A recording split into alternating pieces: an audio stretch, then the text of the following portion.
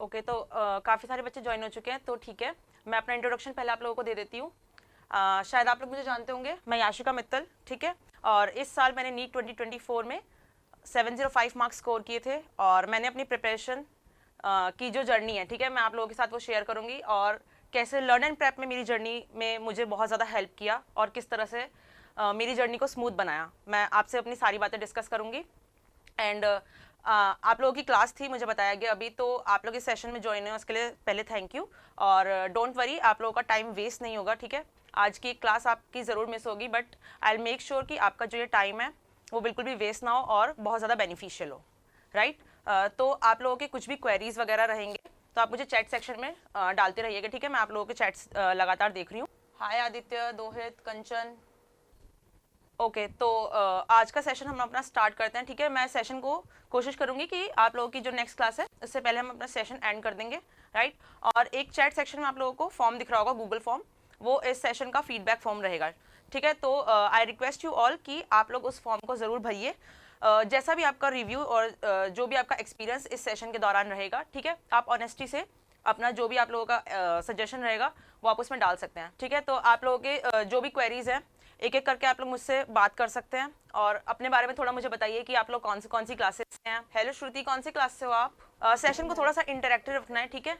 Session को interactive रखेंगे, आप मुझसे बात करेंगे तो मेरे लिए बहुत ज़्यादा ईजी है आप लोगों से कनेक्ट करना, ठीक है। अच्छे से हम लोग कनेक्ट कर पाएंगे, आप लोग साथ साथ बात कीजिए, ठीक है। आप लोग लिखिए कौन सी क्लासेस हैं, ताकि मैं बता सकूं कि अच्छा ठीक है आप लोग कहाँ क्या स्टैंड कर रहे हैं, क्या प्रिपेयर करेंगे। ओके, हेलो हेलो, जी बोलिए। मैं क्लास 9th से हूँ। Okay okay, Janvi from 12th, Dohit and Vidisha from 9th। बाकी लोग भी लिख दीजिए कि आप लोग कौन सी क्लासेस से हैं। Okay, we have Sujata from 10th। और बाकी बच्चे लिखिए ना, थोड़ा इंटरेक्टिव सेशन रखिए। चैट सेक्शन ज़्यादा एक्टिव नहीं है, आप लोग जितना एक्टिव रहेंगे उतना ही मैं आप लोगों के साथ एक्टिव रह पाऊंगी। तो आप लोग बेझिझक जो भी आप लोगों के सवाल हैं, ठीक है। सूर्य फ्रॉम 10th, ओके।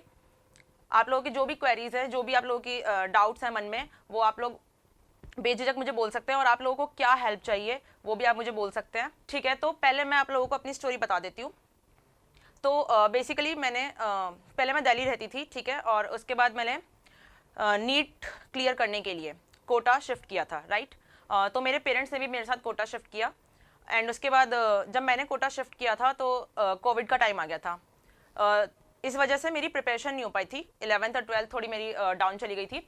देन उसके बाद जो मैंने पहला अटैम्प्ट दिया था तो मेरे 400 कुछ नंबर आए थे, ठीक है, नीट में। बट उसके बाद मैंने सोच लिया था कि नहीं, मुझे गिव अप नहीं करना है, और फिर से एक ड्रॉप लेना है और वापस से तैयारी शुरू करनी है, ठीक है। तो जब मैंने नेक्स्ट टाइम तैयारी शुरू की अपनी, ठीक है, नेक्स्ट टाइम तैयारी शुरू करी, तो मुझे चीज़ें अच्छे से मैं बैलेंस नहीं कर पाई, और फिर मेरा एक अटैम्प्ट फेल हो गया और मेरे मार्क्स आए 529। नेक्स्ट ईयर मैंने फिर से सोचा कि नहीं, मुझे फिर से गिव अप अभी भी नहीं करना है, फिर से अपनी जर्नी को स्टार्ट करना है। और नेक्स्ट डे से ही मैंने शुरू कर दी अपनी तैयारी फिर से। 7 मई को हमारा एग्ज़ाम हुआ था। देन 8 और 9 मई से मैंने अपना सेशन फिर से शुरू किया कि मुझे पढ़ना है और मुझे नीट निकालना है, ठीक है। तो उसके लिए मैंने फिर से तैयारी शुरू की। लर्न एंड प्रेप आप लोग जानते ही हैं, ठीक है, मेरी जर्नी का एक बहुत खूबसूरत हिस्सा जिसने मुझे हेल्प किया मेरी जर्नी में।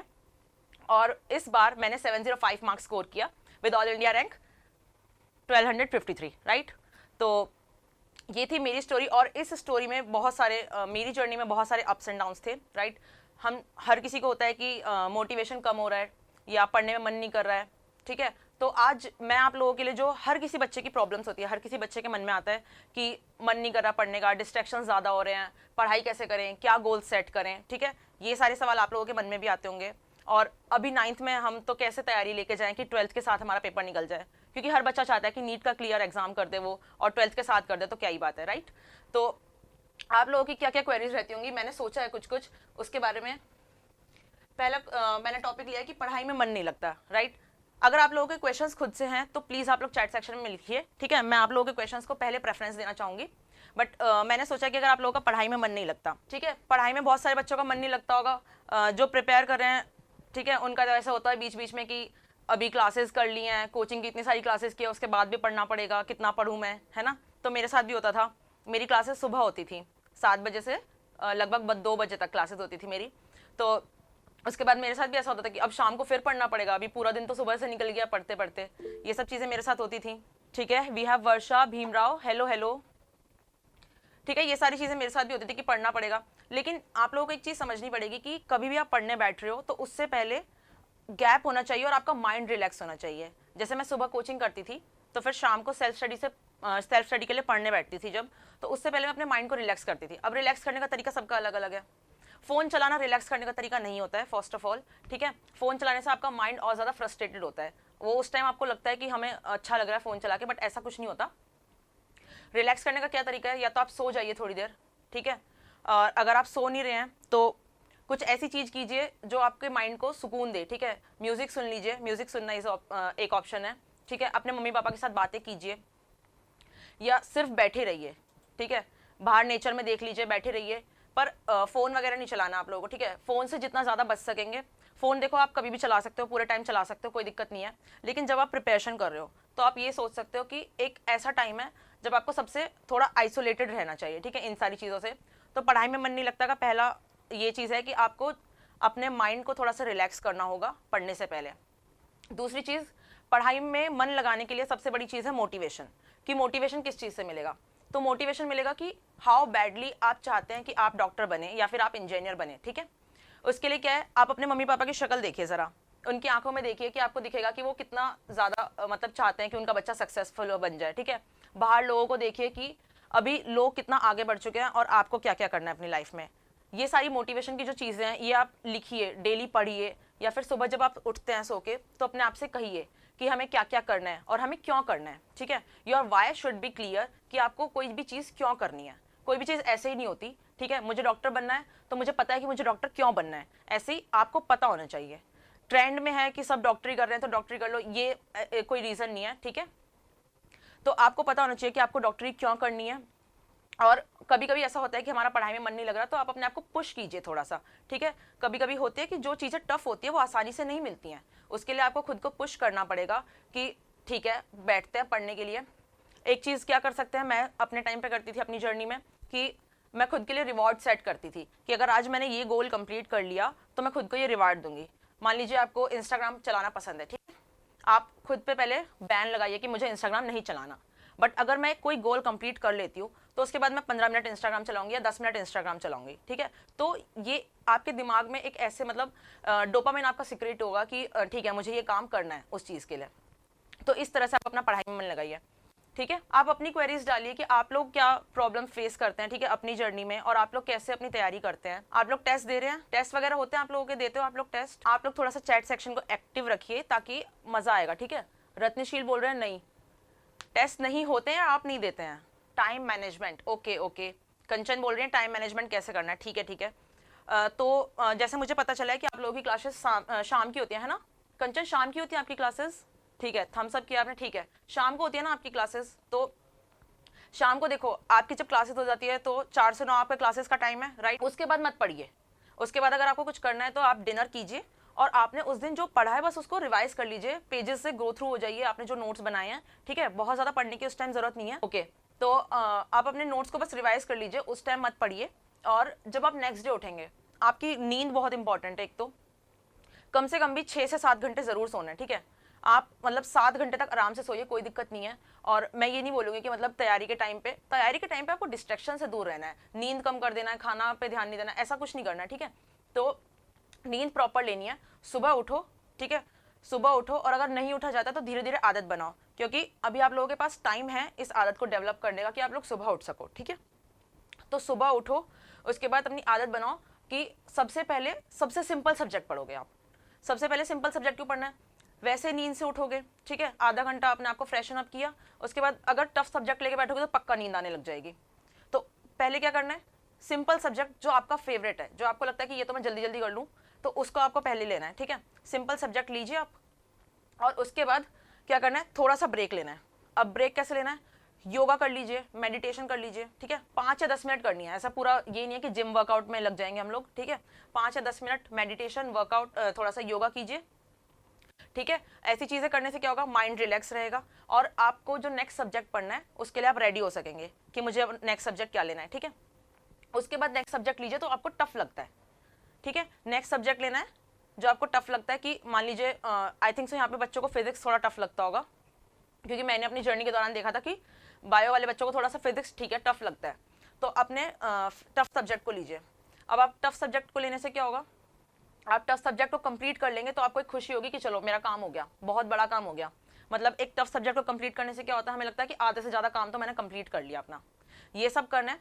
और प्रॉपर ब्रेकफास्ट, ठीक है। खाने से कोई भी कॉम्प्रोमाइज़ नहीं होना चाहिए। अगर आप लोग मैस वगैरह में रहते हैं तो आप ध्यान दीजिए कि जैसे मैस का खाना अगर अच्छा नहीं मिल रहा है तो आप फ्रूट्स खुद से ले आइए, ठीक है।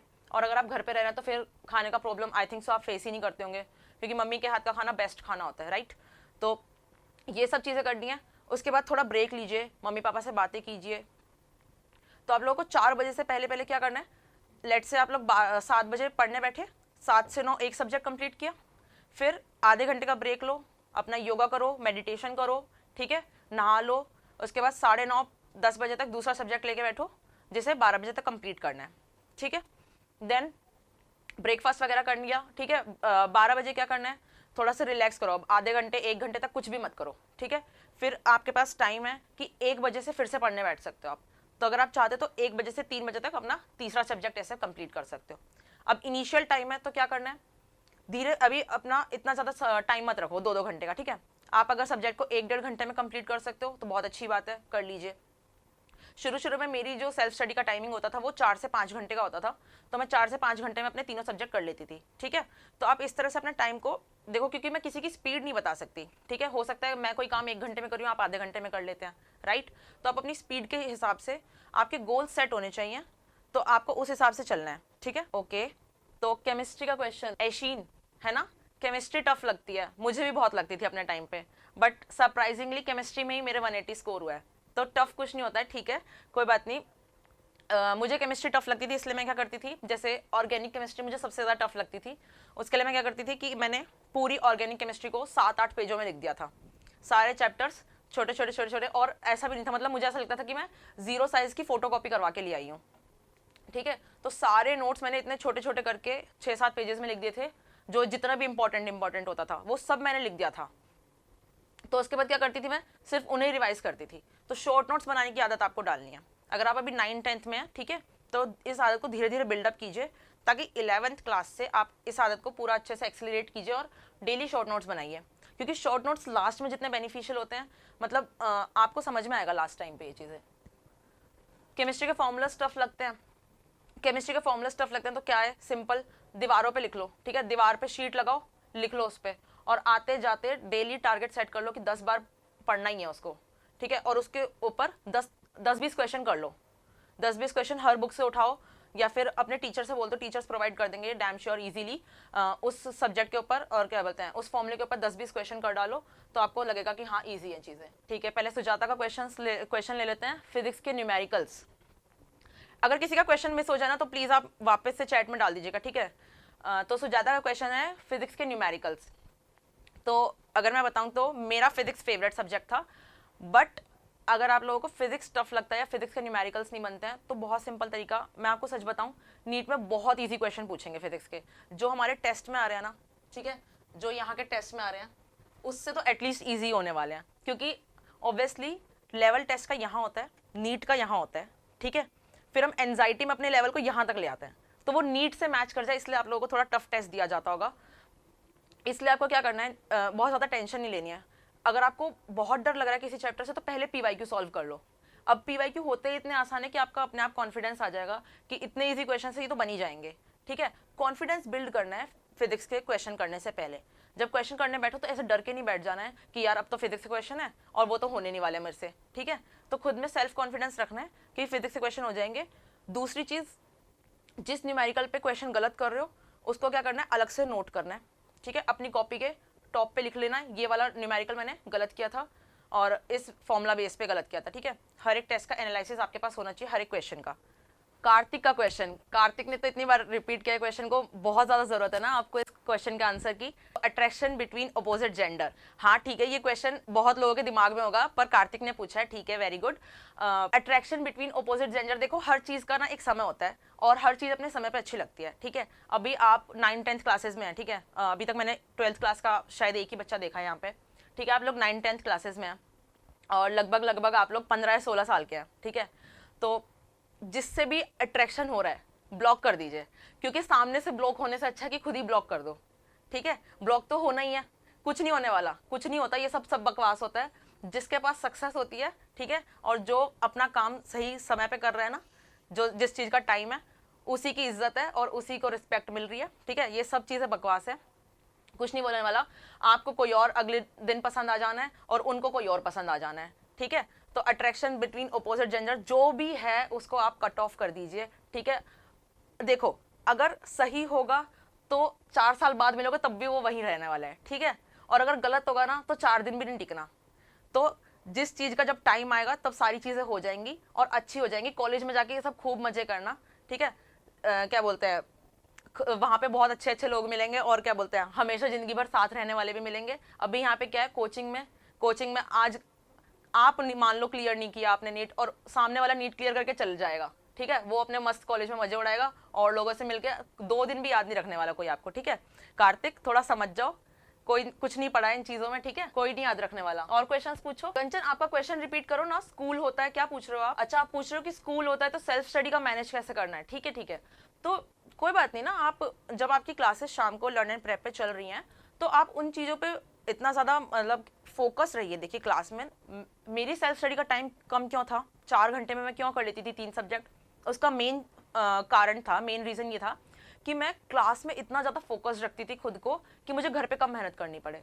किसी का मन नहीं करता 6 घंटे की क्लास लेने के बाद वापस 6 घंटे पढ़ने का, ठीक है। तो इसीलिए मैं खुद को इतना ज़्यादा काम और फोकस रखती थी क्लास के अंदर। मतलब मुझे किसी से बात नहीं करनी, ठीक है। कोई मेरे आसपास शोर कर रहा है, किसी को मत टोको, करने दो उनको बातें, वो वैसे ही सिलेक्शन की रेस से आउट हो रहे हैं। आप दूसरी जगह जाकर बैठ जाओ और वहाँ से पढ़ो जहाँ से आपको बिल्कुल नॉइस नहीं है और आप आराम से पढ़ सकते हो, ठीक है। और सेल्फ स्टडी की बात अगर है तो जैसे क्लास के बीच में 10 मिनट का गैप होता है, ठीक है, उस टाइम पे आप आराम से बायो के 10 या 15 क्वेश्चन टिक कर सकते हो। आप अपनी प्रैक्टिस पे पढ़ लो और 15 क्वेश्चन टिक कर लो। अब मान लो आपने एक दिन का गोल सेट किया था कि मुझे 50 क्वेश्चन करने हैं बायो के, तो आपने 2-3 ब्रेक में ही कर लिया बायो का काम। तो आपको टाइम मैनेज बचाना सीखना पड़ेगा, ठीक है, छोटी छोटी टाइम बचाना है। जैसे जब मार्च अप्रैल का टाइम चल रहा था तो मैं अपने फ्रेंड्स से कनेक्ट करती थी कि कितने घंटे सो रहे हो, क्या कर रहे हो, ठीक है। तो मेरे फ्रेंड्स 5 घंटे सो रहे हैं, 4 घंटे सो रहे हैं, 5 घंटे सो रहे हैं, बाकी टाइम पढ़ रहे हैं। तो मुझे समझ नहीं आता था कि इतना क्या पढ़ना। और मेरी सोने का टाइम क्या होता था, 7 घंटे, 7.5 घंटे। मतलब मेरी मम्मा क्योंकि मेरे साथ रहती थी तो मेरे को ये बोलती थी कि पढ़ भी ले, मतलब 1-1.5 महीने में पेपर है।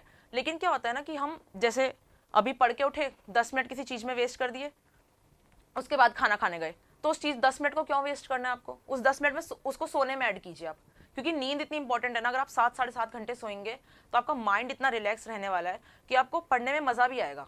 12th बोर्ड और नीट की प्रिपरेशन दोनों मैनेज नहीं होता। क्यों मैनेज नहीं होता? मैनेज क्यों नहीं होगा? सिलेबस अलग है क्या? चलो ठीक है, देखते हैं यहाँ पे टाइम टेबल की बात करेंगे उसके बाद कि किसका ये क्वेश्चन, ऋतुजा, ठीक है। वो बोल रहे हैं कि 12th के बोर्ड और नीट का सिलेबस मैनेज नहीं कर पा रहे, नीट की प्रिपरेशन।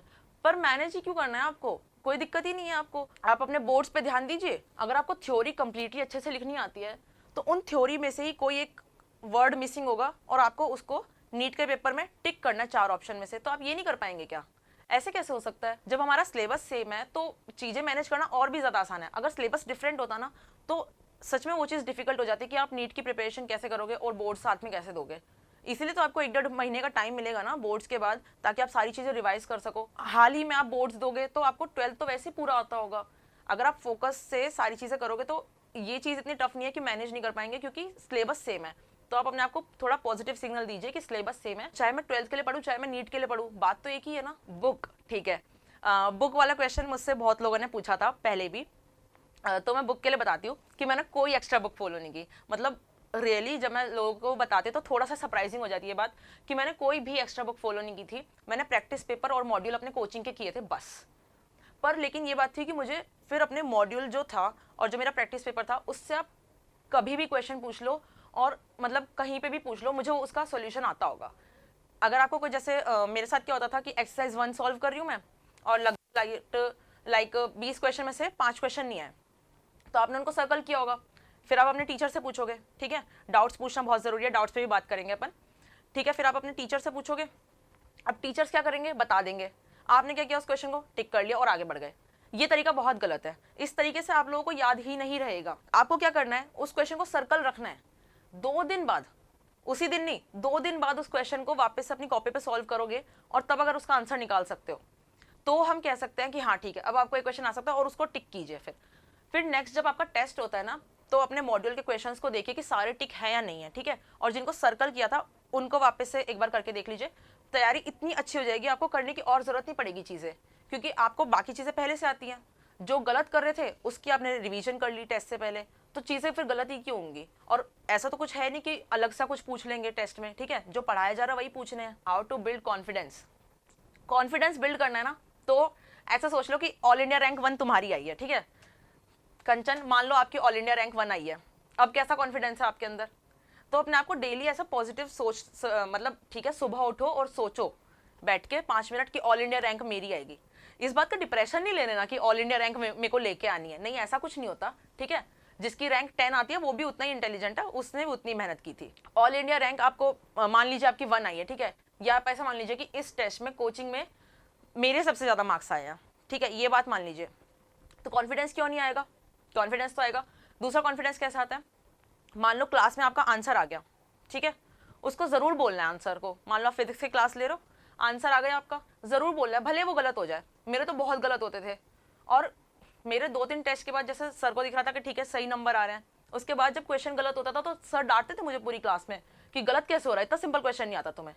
तो ये सब मतलब जब आप टीचर से डांट खाते हो ना, तो टीचर की नज़र और टीचर का जो अटेंशन है वो आपको मिलता है, और टीचर का अटेंशन जिस बच्चे को मिलता है ना, उसकी सक्सेस की जो जर्नी है वो वैसे आसान बन जाती है। तो कॉन्फिडेंस तो आ जाएगा। आप लोगों के लिए चैट सेक्शन में एक गूगल फॉर्म है, ठीक है, मैंने आपको पहले बता दिया था, वो फीडबैक फॉर्म है इस सेशन का। तो आप लोगों का जैसा भी फीडबैक है ऑनेस्टी से आप उसे भर दीजिए। आप लोग चैट्स में बता दीजिए नेक्स्ट क्वेश्चन। इतना मैं बता देती हूँ आपको टाइम टेबल कैसे मैनेज करना है, ठीक है। टाइम टेबल कैसे बनाना है, तो एक तो ऐसे नहीं बनाना है कि इतने बजे से इतने बजे तक ये करना है, इतने बजे से इतने बजे ये करना है, ठीक है, एग्जैक्ट ऑन पॉइंट बना लिया कि 6 से 9 ये करना है, फिर 9 बजे से 9:10 तक ब्रेक लेना है, ऐसा कुछ नहीं होता, ठीक है। टाइम टेबल बनेगा रफ कि मुझे 4 से 5 घंटे पढ़ना है, या सुबह ऐसे 6 घंटे का मेरा स्कूल है, फिर आके मुझे 1 घंटा ऐसे रेस्ट कर लेना है।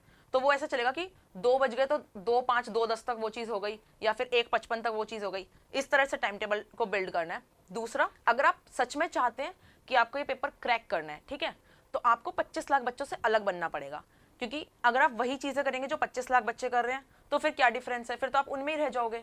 अगर आपको उनसे अलग बनना है तो उनसे अलग सोचना भी पड़ेगा, ठीक है। उसके लिए क्या करना है, बच्चे बनाते हैं कि हमें कितने बजे से कितने बजे तक पढ़ना है। आप ये सोचो कि कितने बजे से कितने बजे तक एक्स्ट्रा चीज़ें जो पढ़ाई के अलावा है वो करनी है, बाकी टाइम तो मेरे को पढ़ना ही है। स्टूडेंट लाइफ में पढ़ाई करनी है ना आपको, कुछ और थोड़ी करना है कि इंस्टाग्राम का टाइम भी अब टाइम टेबल में ऐड करो कि यार 15 मिनट तो इंस्टाग्राम चलाऊंगा, आधा घंटा तो रील्स वो करनी है, स्क्रॉल करनी है, ठीक है। ये सब टाइम टेबल नहीं बनता है। टाइम टेबल कैसे बनेगा, मुझे पढ़ना है लेकिन 5 घंटे नींद के निकाल दूं, ठीक है, 1 घंटा मेरा कोचिंग का आने जाने का या फिर ब्रेक का निकाल दिया, इस तरह से निकालना है टाइम, ठीक है। तो इस तरह से आपको टाइम निकालना है कि कितने बजे से कितने बजे तक एक्स्ट्रा चीज़ें करनी है। अब उस एक्स्ट्रा हाँ, और एक चीज़ और, अपने टाइम टेबल में योगा, मेडिटेशन या फिर वॉकिंग, ठीक है, इन चीज़ों को जरूर ऐड करना है। कुछ भी अच्छी चीज़ें खाने का जरूर ऐड करना है, ठीक है। और दूसरा, मम्मी पापा से या फिर आपके जो भाई बहन हैं, बड़े छोटे जो भी हैं, ठीक है, उनसे बात करने का टाइम ज़रूर ऐड करना है। इन सब चीज़ों से टाइम वेस्ट नहीं होता है। ये सब चीज़ें आपको जब आप नेक्स्ट टाइम पढ़ने बैठोगे ना, तो आपके दिमाग में इतना पीस रहेगा, ठीक है, इतना आपको अच्छा फील होगा कि आप अगली बार और ज़्यादा एनर्जी से पढ़ सकोगे। उनकी बातों से आपको जो मोटिवेशन मिलेगा ना कि कितना बैडली वो चाहते हैं कि आप सक्सेसफुल बन जाओ, और वो भी चाहते हैं कि उनका बच्चा सामने खड़ा हो कि आज हमारा बच्चा ये रैंक लेके आया, ठीक है। ये सब चीज़ें प्रेशर क्रिएट नहीं करती, ये चीज़ें आपको मोटिवेट करती हैं। तो चीज़ों को थोड़ा सा नेगेटिवली नहीं लेना है, ठीक है। और एक चीज़ और मैं आप लोगों को बता दूं कि नीट और जेई, ठीक है, बस ये 2 चीज़ें नहीं है ज़िंदगी में। ऐसा बहुत बार होता है कि कोई चीज़ हमारे लिए नहीं बनी होती और हमने उसमें अपनी जान लगाई हुई थी, ठीक है। अगर ऐसा आपको कभी भी लगे कि आपसे नीट नहीं हो रहा, जेई नहीं हो रहा, जेन्युइनली अगर अंदर से लगे, ठीक है, तो आपकी लाइफ की जो इंपॉर्टेंस है वो इन सब चीज़ों से ज़्यादा है, ठीक है। बहुत सारे अपॉर्चुनिटीज़ हैं, बहुत सारे ऑप्शंस हैं।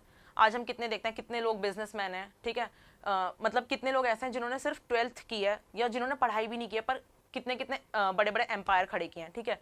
तो सिर्फ नीट और जेई सब कुछ नहीं होता, बहुत सारी फील्ड है। आज जो हमारे टीचर्स हैं, ठीक है, अगर टीचर्स नहीं होते तो हम किससे पढ़ते और हमारी रैंक्स कैसे आती। जो टीचिंग का प्रोफेशन है वो कितना इंपॉर्टेंट है, ठीक है, उसकी इंपॉर्टेंस हम शायद समझ नहीं पा रहे हैं, लेकिन नीट है, डॉक्टर है, इंजीनियर है, उन सबको खड़ा करने में टीचर्स का हाथ है, ठीक है। हमारी मम्मी, शायद बहुत लोगों की मम्मी हाउसवाइफ होंगी, पर हमारी मम्मी की कितनी इंपॉर्टेंस है। अगर वो सक्सेसफुल कुछ कर नहीं रही हैं तो उसका मतलब ये नहीं है कि उनकी इंपॉर्टेंस नहीं है।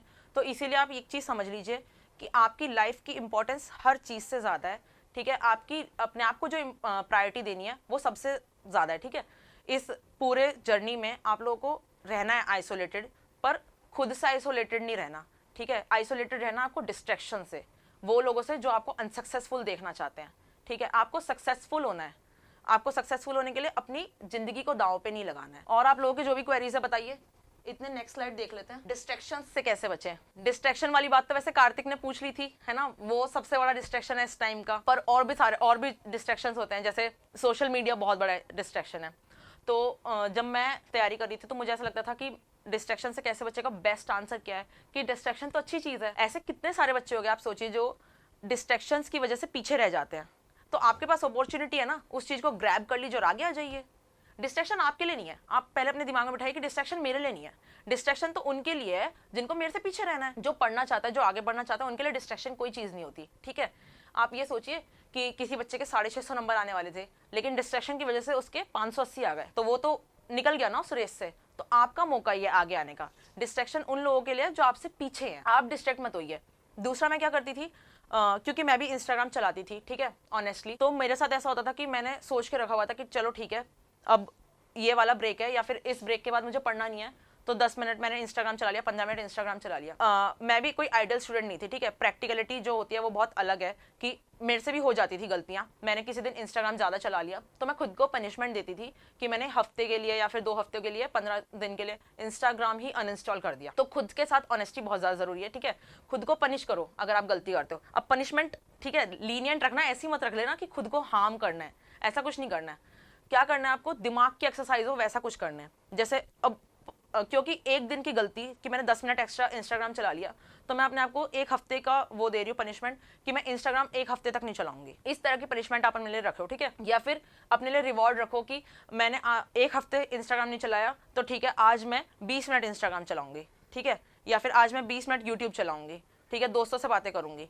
तो ये सब चीज़ें जो है ना, खुद के साथ ऑनेस्टी बहुत ज़्यादा ज़रूरी है। डिस्ट्रैक्शन से बचने का ये तरीका है। दूसरा तरीका ये है कि जब भी आप फ़ोन चला रहे हो या फिर आप कुछ कर रहे हो तो आप किसी बड़े के आसपास रहो, ठीक है। ये एक अच्छा तरीका होता है, क्योंकि जब मैं फ़ोन चलाती थी मैं अपनी मम्मी के पास में बैठ जाती थी। मम्मा कुछ भी काम कर रही हैं, उनके पास बैठ के फ़ोन चला रही हूँ, तो हाँ, हमारी मम्मी का ह्यूमन नेचर होता है कि वो 10-15 मिनट बाद ये बोल देते हैं कि पढ़ क्यों नहीं रही है, ठीक है। मेरे साथ भी ये होता था, मतलब 10-15 मिनट हो गए तो मम्मी बोल रही पढ़ क्यों नहीं रही है, फ़ोन में क्यों लगी हुई हो, ठीक है। ये आपको अगर याद नहीं आएगा ना कि हमें पढ़ना है, तो आपके बड़े आपको याद दिला देंगे। तो डिस्ट्रैक्शन से बचने का ये बहुत अच्छा तरीका है। दोस्तों से बात करो तो भी अपने बड़ों के आसपास रह के करो, ठीक है। फोन में कुछ भी चला रहे हो, अपने बड़ों के आसपास रह के करो, क्योंकि उनका जो एक्सपीरियंस है ना लाइफ का, वो आप लोगों को शायद और हम लोगों को अभी समझ नहीं आता है कि उन्होंने लाइफ में बहुत कुछ चीज़ें देखी है और उन्हें सब कुछ पता है, ठीक है। हम लोगों को ऐसा लगता होगा कि हमें सब कुछ आता है, हम हैं शेर हैं, ठीक है, लेकिन हमारे मम्मी पापा को सारी चीज़ें पता है। तो उनके आसपास रहोगे ना तो आप कभी नहीं भटकोगे। और नेक्स्ट चीज़ देखते हैं अब, कोचिंग और सेल्फ स्टडी को कैसे बैलेंस करना है। तो कोचिंग और सेल्फ स्टडी को इस तरह से बैलेंस करना है कि कोचिंग की क्लास में बहुत ज़्यादा फोकस्ड रहना है। उससे क्या होगा कि आपको 6 घंटे किसी चीज़ को अगर करने में लगने वाले हैं तो उस चीज़ को आपको करने में कितना देर लगेगी, 4 घंटे में आप कर लोगे, ठीक है।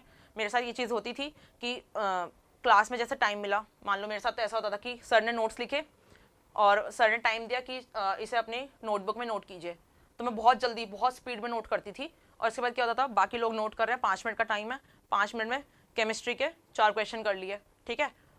5 मिनट में बायो के 10 क्वेश्चन हो गए, फिजिक्स के 2-3 क्वेश्चन हो गए। तो इस तरह से आप अपनी चीज़ों को बैलेंस कर सकते हैं, क्योंकि बेसिकली सेल्फ स्टडी में क्या करना है, आपको गोल्स कंप्लीट करने हैं कि आपका जो प्रैक्टिस पेपर है वो कंप्लीट हो जाए, मॉड्यूल्स हैं वो कंप्लीट हो जाए। तो इस तरह से आप कंप्लीट कर सकते हो कि अपना टाइम मैनेज करोगे ना, तो सेल्फ स्टडी और कोचिंग को बैलेंस करना ईजी है, ठीक है। और एक चीज़ और मैं आप लोगों को बताऊं कि जब आपकी तैयारी शुरू हुई है तब आप 10-10, 12-12 घंटे मत पढ़िए, क्योंकि फिर ना मोरल डाउन हो जाता है। और नीट तक आते आते बहुत सारे बच्चे ऐसे होते हैं जो छोड़ चुके होते हैं कि यार अब तो नहीं हो रहा मुझसे। तो मेरे टीचर्स भी कहते थे संडे को ज़रूर आराम करो, ठीक है, पढ़ो मत, और क्या बोलते हैं, चीज़ों को धीरे धीरे लेके जाओ। जैसे पहले 3 या 4 घंटे की चल रही है मेरी सेल्फ स्टडी, उसके बाद उस चीज़ को 5-6 घंटे पे लेके गए। तो इन चीज़ों को धीरे धीरे, अपने ग्राफ को धीरे धीरे बढ़ाना है। अगर आपका जो पोटेंशियल है उसको टॉप पे पहले दिन रखोगे ना, तो वो ग्राफ ऑब्वियसली नीचे आएगा। तो हमें ग्राफ नीचे नहीं लेके आना अपना। नेक्स्ट है पेपर को कैसे अटेम्प्ट करें। पहली बात तो ये है कि पेपर को अटेम्प्ट करना है, ठीक है। कैसे, तो सेकंड क्वेश्चन है, पेपर को अटेम्प्ट करना बहुत इंपॉर्टेंट है। पेपर को अटेम्प्ट जरूर करना, ऐसा ना हो कि पेपर ही अटेम्प्ट नहीं कर रहे। बहुत सारे बच्चे डर में पेपर अटेम्प्ट नहीं करते, मैंने देखा था, ठीक है। तो पेपर अटेम्प्ट करना बहुत जरूरी है, मतलब आपके अंदर कॉन्फिडेंस बिल्ड होगा। जो कॉन्फिडेंस वाली बात है ना, वो पेपर से भी आती है। मान लो किसी बच्चे के 150 नंबर है और आपके 250 आए, आप हो ना किसी से तो आगे हो, और अगर आप सबसे पीछे भी हो तो आपके पास स्कोप तो है आगे आने का, ठीक है। और 150 नंबर से नेक्स्ट टेस्ट पे 250 नंबर में जाना बहुत मुश्किल नहीं होता है। हाँ, अगर आप 650 पे हो और 700 पे जाने की सोच रहे हो तो वो थोड़ा सा टफ होता है, मैं मानती हूँ। लेकिन 150 नंबर से 250 पे जाना, 250 से 350 पे जाना, ये टफ नहीं होता है, ठीक है। तो अभी आप 9th-10th में हो, शायद अभी आप लोग पेपर अटेम्प्ट नहीं करते होगे, पर जो 11th-12th वाले बच्चे हैं उनको पेपर अगर वो नहीं करते हैं तो बहुत गलत बात है, उनको करना चाहिए, ठीक है। अब ये नहीं है कि गलती हो गई तो हो गया सब कुछ बर्बाद, नहीं, अभी भी टाइम है, अभी भी करो, आज से शुरू करो, ठीक है। नेक्स्ट मौका कब है आपका कुछ भी चीज, नई चीज शुरू करने का, वो अभी है, अभी से। इस सेशन के बाद से बहुत अच्छे से पढ़ो, बहुत अच्छे से चीजें वापस से शुरू करो, कोई दिक्कत नहीं है। टेस्ट हमेशा देने आपको, क्योंकि मैं ड्रॉपर बैच में थी तो मेरे पास लगभग 10 महीने का टाइम था, ठीक है, 10 से 11 महीने का टाइम था पढ़ने का। और उस बीच में मैंने इतने टेस्ट लगाए हैं कि लास्ट तक एक टेस्ट का मतलब बंडल मेरे पास बहुत बड़ा तैयार हो गया था, कि इतने सारे टेस्ट मैंने दे दिए थे और उनमें इतनी सारी गलतियां मुझे अपनी पता चल चुकी थी। तो उन गलतियों से मुझे ये पता चल गया था कि मैं क्या चीज़ गलत कर सकती हूँ पेपर में, ठीक है। जब आपको यही पता चल जाएगी कि आप क्या गलत कर सकते हो तो आप उस चीज़ को कंट्रोल में ले सकते हो, ठीक है। और जो चीज़ आपके कंट्रोल में है उसको आप किसी भी डायरेक्शन में मोड़ सकते हो, चाहे वो सही हो चाहे वो गलत हो। जब आपके कंट्रोल में आ जाता है कि मैं ये गलतियां कर सकती हूँ, तो मैं उन चीज़ों को कंट्रोल कर सकती थी कि मैं ये गलतियां ना करूँ, ठीक है। जैसे एक फिजिक्स का कुछ क्वेश्चन था जो मैंने लगातार 3 टेस्ट में गलत किया, मैंने देखा, तो मैंने उस क्वेश्चन को फिर अच्छे से नोट कर लिया कि अब मुझे ये क्वेश्चन गलत नहीं करना। नीट में उस टाइप का क्वेश्चन आने अगर है तो मेरा वो क्वेश्चन कभी गलत नहीं होगा। नेक्स्ट लेते हैं, पेरेंट्स का प्रेशर कैसे हैंडल करें, उनके सपने को कैसा पूरा करें। पहली बात कि उनका जो सपना है वो आपका भी सपना होना चाहिए, ठीक है। और अगर आप उनके सपने को अपना सपना नहीं बना सकते तो उन्हें आप समझाइए कि ये हमारा सपना नहीं बन पा रहा, क्योंकि शायद आप उनके सपने को पूरा कर पाएंगे कि नहीं ये नहीं पता, पर आप अपने सपने को जरूर पूरा करेंगे, ठीक है। और जिस चीज में मन लगेगा ना, अब जिस चीज में मन लगेगा इसका मतलब ये नहीं है कि सोशल मीडिया पे मन लग रहा है, जिस चीज में मन लगेगा इन द सेंस कि सक्सेसफुल होने के लिए जिस पाथ पे आपका मन लगता है आप उस पाथ को चुनिए, ठीक है। अल्टीमेटली आपके पेरेंट्स ये नहीं चाहते कि मेरा बच्चा डॉक्टर बन जाए, नहीं, अगर वो डॉक्टर बनाना चाहते तो वो चाहते हैं कि मेरा बच्चा अच्छा डॉक्टर बन जाए। और अगर वो चाहते हैं कि हमारा बच्चा कुछ बने तो वो चाहते हैं कि सक्सेस आपको मिल जाए, ठीक है, सक्सेसफुल आप हो जाए। तो आप अपने पेरेंट्स को समझाइए कि आप क्या करना चाहते हैं लाइफ में, ये चीज़। और दूसरी बात, पेरेंट्स का प्रेशर, तो अगर आप डे 1 से खुली किताब की तरह अपने पेरेंट्स के सामने रहेंगे ना तो उनका प्रेशर कभी बिल्ड नहीं होगा। जैसे 12th के टाइम पे मेरे मार्क्स टेस्ट में 300 आ रहे थे ना, तो मेरे पेरेंट्स के सामने था कि मेरे 300 आ रहे हैं। तो अगले टेस्ट में जब 350 आते हैं ना, तो मेरे मम्मी पापा ये नहीं बोलते थे कि सिर्फ 350 नंबर आ रहे हैं 720 में से, क्या पढ़ रहे हो, बाकी बच्चों के 650 आ रहे हैं, नहीं, वो ये बोलते थे कि 50 नंबर का इंप्रूवमेंट किया आपने, वेरी गुड, ठीक है। ये चीज कब होगी, जब आप पहले बताओगे कि मेरे पहले 300 थे और अब मेरे 350 मार्क्स आए हैं। तो अपने मम्मी पापा के साथ ऑनेस्टी जो है ना, अगर आप वो रखोगे तो उनका प्रेशर क्रिएट नहीं होगा।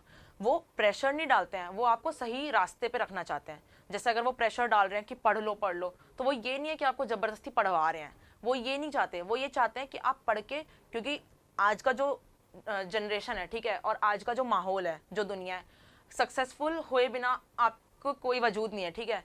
और सक्सेस इतनी ज़्यादा ज़रूरी है ना कि आपके पास अगर सक्सेस नहीं है ना तो आपको कोई भी नहीं पूछने वाला। तो एक बार तो हर किसी इंसान को देखो अपने ज़िंदगी में ना रगड़ना पड़ता है। मैंने 2 साल बहुत मेहनत की, ड्रॉपर बैच में बहुत मेहनत की, उसके बाद जाके मेरा नीट निकला, ठीक है। मैं ऐसे नहीं बोलूँगी कि मैं कोई बहुत एक्स्ट्रा ऑर्डिनरी बच्ची थी और मेरा ऐसे ही नीट निकल गया, मैंने बहुत मेहनत की लिटरली, उसके बाद जाके मेरा नीट निकला है। तो वो चीज़ आपको पता होनी चाहिए कि सक्सेस की जो अहमियत है ना, वो प्रेशर जो पेरेंट्स का है वो सक्सेस की अहमियत उनको क्योंकि पता है कि वो, क्योंकि देखो पेरेंट्स के अलावा कोई नहीं चाहता कि आप उनसे ज़्यादा आगे बढ़ो, ठीक है। आप अपने भाई बहन से भी पूछो कि ऑल इंडिया रैंक 1 तेरे को मिलेगी और मेरे को मिलेगी तो तू किसको देगा, तो ऑब्वियसली वो अपने पास रखने वाला है। लेकिन अपने पेरेंट्स से पूछो तो ऑब्वियसली वो चाहेंगे कि आपको मिले। तो ये फ़र्क आपको समझ में आना चाहिए कि सिर्फ आपके पेरेंट्स हैं जो चाहते हैं कि आप उनसे आगे बढ़ो, ठीक है। अपोजिट जेंडर भी नहीं चाहता, जिससे आप अट्रैक्ट हो रहे हैं वो भी नहीं चाहता कि आप उनसे आगे बढ़ो, ठीक है, कोई भी नहीं चाहता। अभी मेरी ऑल इंडिया रैंक अगर 1200 आई है तो मैं भी ये चाहती हूँ कि शायद कुछ और अच्छा हो जाता और मेरी ऑल इंडिया रैंक 1 आ जाती, ठीक है। तो कोई भी नहीं चाहता कि आपसे हमसे कोई आगे बढ़े, सब चाहते हैं कि हम टॉप पे रहें। बस सब पेरेंट्स ही होते हैं जो आपको टॉप पे देखना चाहते हैं।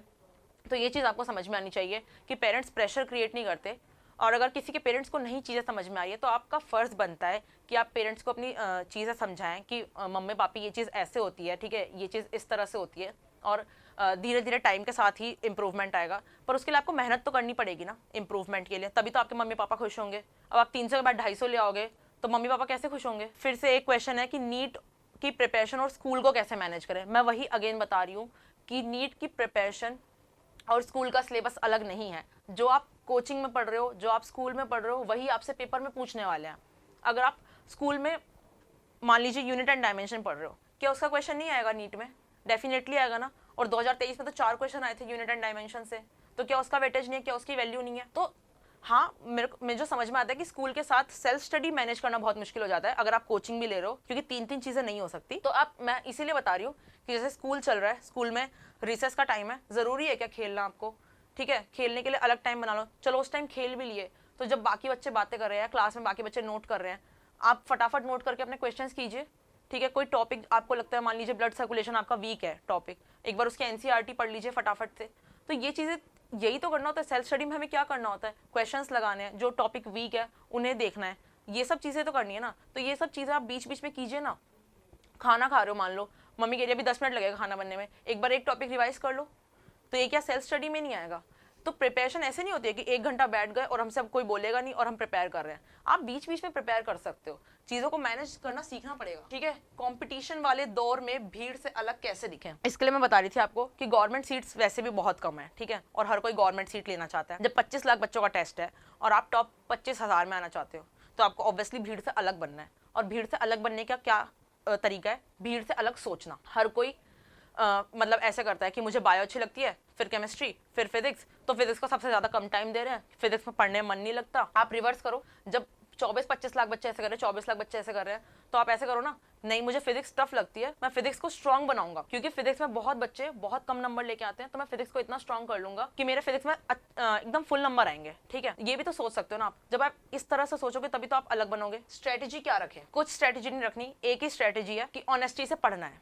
ठीक है, कोई स्ट्रेटेजी नहीं थी। जैसे आप 3rd क्लास में थे, 4th क्लास में थे, 5th क्लास में थे, ठीक है, नीट की प्रिपरेशन में ऑब्वियसली बहुत सारे बच्चे मोस्टली वैसे होंगे जो अपनी क्लासेस में 1st, 2nd, 3rd आते थे, 2nd, 3rd, 4th में। क्या स्ट्रेटेजी होती थी उस टाइम पे? कोई स्ट्रेटेजी नहीं होती थी। एक ही चीज़ होती थी, जो पढ़ाया गया वो उसे अच्छे से पढ़ना है। यहाँ पे भी नीट में एक ही स्ट्रेटेजी है, जो पढ़ाया गया उसे अच्छे से पढ़ना है, उसके क्वेश्चन अच्छे से लगाने हैं। एक भी क्वेश्चन ऐसा नहीं होता जो बिना पढ़ाया हुआ आता है। ठीक है, एक भी क्वेश्चन ऐसा नहीं होता। जो क्लास में पढ़ाते हैं वही टेस्ट में आता है, भले टेस्ट का लेवल थोड़ा सा अप होता है, और जो हम लोगों ने साल भर पढ़ा है वही नीट में आता है, भले उसका लेवल कैसा भी है। मान लीजिए आप 2024 का पेपर उठा के देखिएगा, एक भी क्वेश्चन एनसीईआरटी से बाहर नहीं था बायो का, एक भी क्वेश्चन। सारी एनसीईआरटी की लाइंस, एनसीईआरटी की डायग्राम, इन चीज़ों से दिया गया था।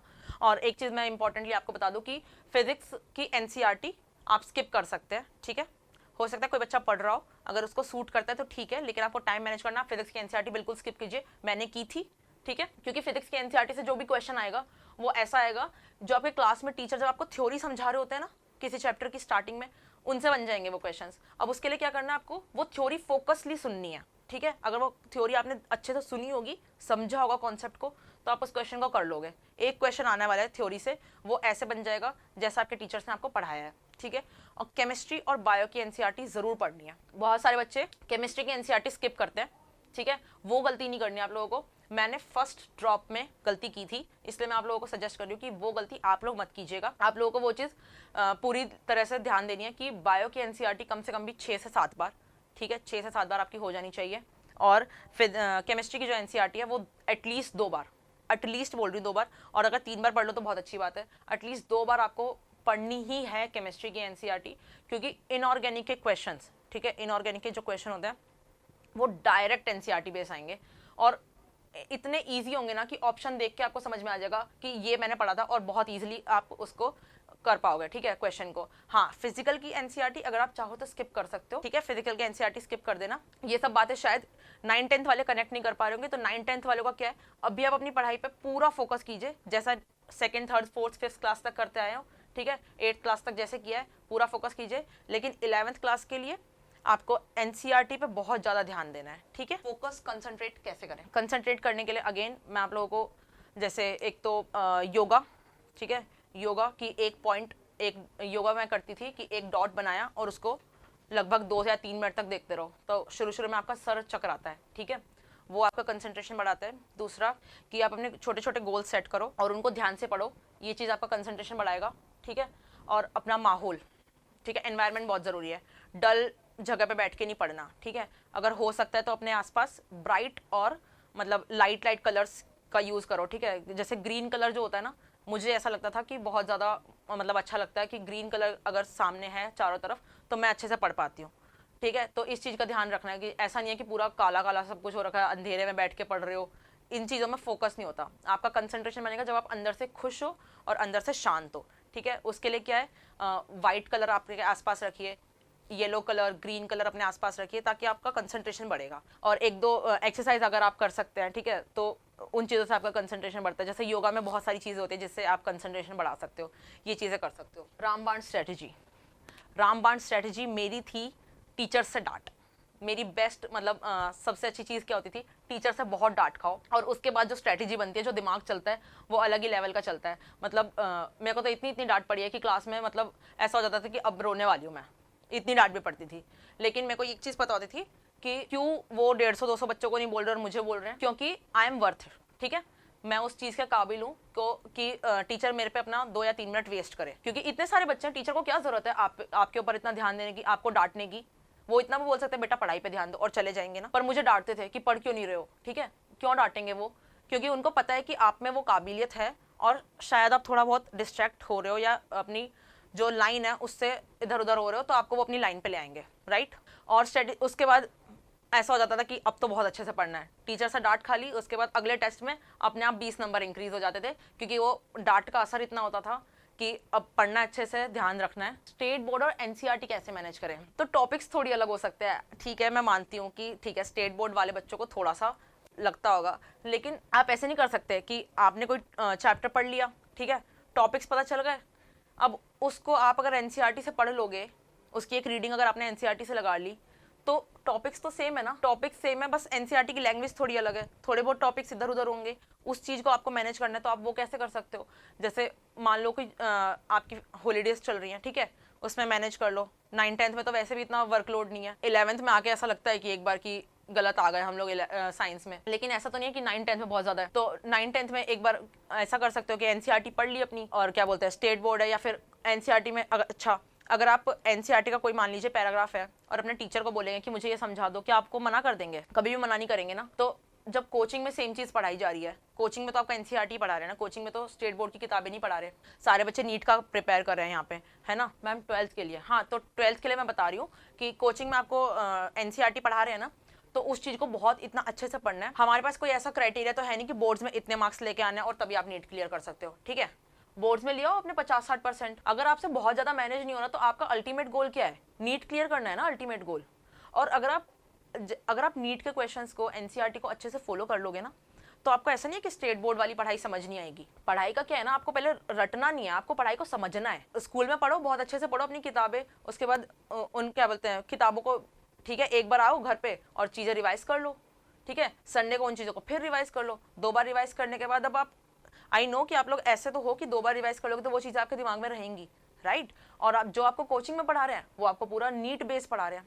अब आपकी स्टडीज़ ऐसी नहीं है कि बिल्कुल पोल्स अपार्ट हैं, कि स्टेट बोर्ड और एनसीईआरटी आपका बिल्कुल पोल्स अपार्ट हो गया कि पढ़ ही नहीं सकते, ठीक है। टॉपिक्स हमारे सेम रहने वाले हैं, लेकिन उसमें क्या है कि थोड़ी बहुत चीज़ें डिफर जो करेंगी, वो आप अपने टीचर्स से हेल्प लीजिए कि ये आपको पढ़ा दो। मान लो कोई टॉपिक है आपको नहीं समझ में आ रहा, आप टीचर से टाइम ले लो, वो आपको अलग से समझा देंगे।